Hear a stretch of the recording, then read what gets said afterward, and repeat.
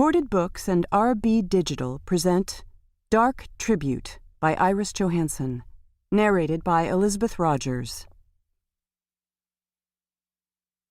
Prologue. Wolfgang Auditorium for the Performing Arts, Charlotte, North Carolina. The white lace gown Cara Delaney was wearing tonight was all wrong, John Svardak thought. But it should be fine once it was soaked with blood. He slowly crushed the program in his hand as he gazed down from his box seat at the young violinist on stage. Cara Delaney had the audience in the palm of her hand. Or perhaps that wasn't quite the term those tone-deaf critics would use to refer to her, since they were calling her the most brilliant violinist to come along since Yehudi Menuhin. They'd probably say that it was that magic bow that was holding those fools in the audience captive. Why couldn't they see that she was nothing, he thought angrily. They had no idea what true artistry was about. She stood there with her long dark hair and olive skin, dressed in that white lace gown that made her look like a young Juliet, and let the music pour out of her to touch everyone in the audience. She was all passion and reaching out and becoming one with the entire world. It was disgusting. There should be control. The musician should stand above and superior when dispensing the perfection of their gifts, as Anna had done. Cara Delaney looked as if she wasn't aware there was anything but the music itself. She was truly unworthy of all that adulation. And he had clearly been right to mark her for destruction. But her music was disturbing him, and he had to close it out. It was too wrong. It made him feel things that he must not feel, things Anna had told him were stupid and only there because he didn't concentrate properly. It would be a betrayal. Ignore Cara Delaney. He had come to see her because he'd had to be certain that she was all they'd said she was. He must not call attention to himself by getting up and leaving the concert, but there would be no betrayal if he spent his time planning for the destruction to come. He pulled out his notebook and flipped it open to the Delaney page.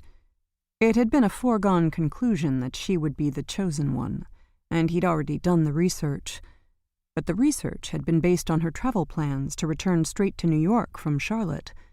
She would have been easy enough to take on the way to the airport or after she'd arrived at her apartment in New York.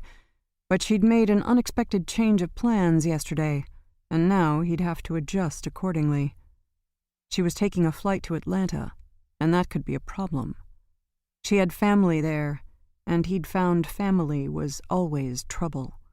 They cared too much, and twice before he'd nearly missed the kill because of family interference. It must not happen this time. He looked down at the report he'd pulled up on Cara Delaney's background.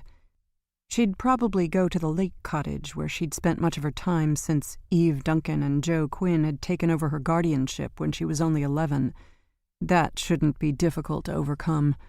Eve Duncan was one of the foremost forensic sculptors in the world, but she enjoyed the isolation of the lake cottage. And so would Svardak.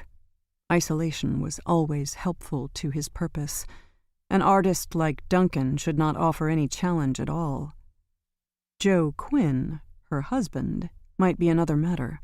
An ex-SEAL, ex-FBI, now a detective with the ATLPD, he might have to be dealt with in a special way. Perhaps use the couple's young son? But he mustn't be in a hurry to make any decisions. He'd already made the preparations, and only the final moves were left to complete. It would come to him. It always came to him. Anna would tell him the best way to rid the world of Cara Delaney. Excitement was beginning to tingle through him. This was the challenge for which he'd been waiting. This was the test, to prove that those other clumsy artists he'd taken as tribute before that young woman on that stage had merely been a rehearsal. Listening to her tonight had confirmed what he'd known was true. She was everything that Anna would hate. To keep listening to this audiobook, I've left you a link in the description so you can do it, at no cost thanks to Audible's 30-day free trial.